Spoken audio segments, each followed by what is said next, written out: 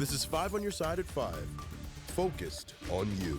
First at 5, a massive fire destroying a vacant warehouse in downtown St. Louis. That fire burned for hours. You're looking at a time-lapse video as smoke filled the skyline for much of the day. Good evening, I'm Brent Solomon. 5 on your side, on scene there moments after the fire started. Our Mercedes McKay now with the very latest. Before the sun came up Saturday morning, smoke and flames covered a portion of the St. Louis skyline. Just a tremendous amount of fire, I'll say, for 6 o'clock in the morning. The massive flames engulfed the 5-story abandoned warehouse at 1st and O'Fallon Street downtown. 85 firefighters worked to battle the blaze for hours as portions of the building collapsed. This is one of those where we surround the structure and basically, I don't want to say surround and drown, but that's essentially what it is. Large amounts of water from the exterior, not committing resources inside. Over 4 hours since the fire started, this is what crews were still dealing with in downtown St. Louis. I'm going to step aside so you can see just how badly damaged this structure was. Captain Garen Mosby did tell us that parts of this building collapsed, and nearly 4 hours later, most of this building is completely gone. But firefighters and people who frequent this area say this isn't the first time this has happened. A lot of abandoned buildings down here. We have a lot of homeless that run this area down here, in and out of these buildings, trying to stay warm. I wouldn't be surprised if that's what caused this. As the investigation into what caused the fire continues, nearby business managers watch the damage closely. I got a phone call from one of our other employees out of Belleville, and they called and said, "Hey Dave, your yard's on fire." While it's still unclear how the fire impacted the businesses that surround it, both managers I spoke to are focusing on the future. We just move forward from here. We might be closed on Monday, but we'll see. In St. Louis, Mercedes McKay, 5 on your side. And Ameren had to shut off power to nearby businesses as crews battled the flames. There was no structural damage to any of the surrounding buildings. Friday night, a driver crashed into a St. Louis police car in South City, causing damage to a third car that was parked. This happened in the Carondelet neighborhood, and as you saw earlier, one of the cars flipped to its side as a result. Investigators say the police car was stopped when a driver tried to squeeze between the cop car and a parked car. They say that driver was going in the opposite direction of the police car. No one was hurt. All 3 cars are damaged. This is the 4th SLMPD police car in 2 months to be involved in a crash.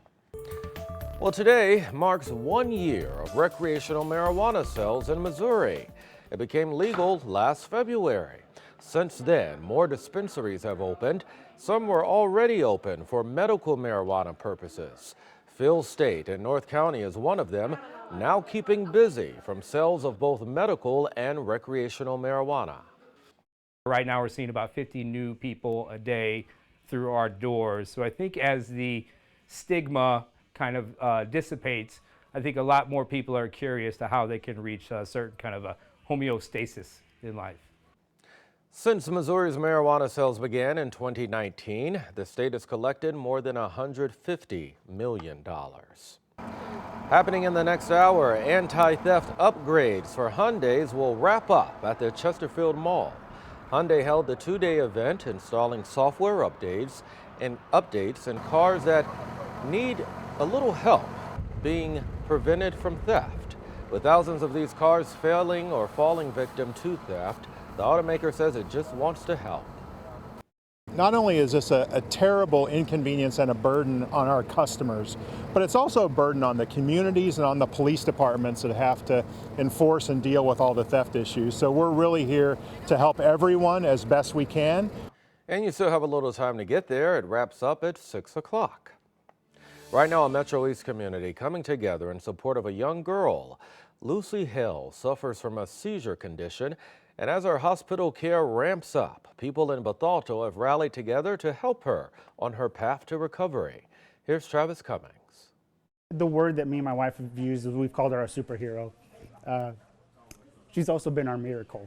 The sweet face you see pictured here is Scott Hale's little Lucy. So this journey began in 2022, whenever we found out that she had some epilepsy, some seizures. It wasn't anything that was kind of holding her back. In May of 2023, the 7-year-old was placed in a medically induced coma and had to have brain surgery. She was diagnosed with super refractory status epilepticus, something that her seizures were just really uncontrollable at that time. We spent a lot of time, the doctor spent a lot of time trying to stop that cycle. With no root cause yet, the Hale family has a long road ahead. And we're probably going to be spending years trying to work through a lot of that, whether it's physically, cognitively. But the family isn't doing it alone. It's really kind of hard to put into words how much people have done for us, people that we know, people that we love, people that we've never met before. Scott's brothers and sisters in blue have been a big help. We gave Scott and his family all the time to try to figure this out. Initial outset of support, the majority of the support came from our law enforcement brothers and sisters.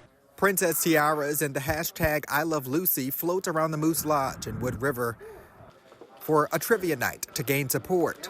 The baskets, the picture frames, all of these auction items are to show love to little Lucy along her health journey and supporting her. I'm told the family has brought in more than $28,000 so far, and that doesn't even include the ticket sales or what they'll raise tonight. And everybody here has been they've bent over backwards for us and allowed us to put our daughter first, which has meant a lot. Travis Cummings, 5 on your side. And Lucy is at home now after spending months at St. Louis Children's Hospital. Tonight's Trivia Night event is sold out, but people can still donate. The U.S. strikes in Iraq and Syria. What the Biden administration says will happen next. Sun came out much more than yesterday in many, many spots, but we'll look ahead at why we'll see less sunshine tomorrow and if we'll see any rain as we close out the weekend. And this month, we're honoring Black History. You can join us for our Black History Shaping St. Louis event on Thursday, February 22nd. There's a happy hour at 5. The program starts at 6:30. Kelly Jackson and myself will moderate. It's free. All you have to do is show up.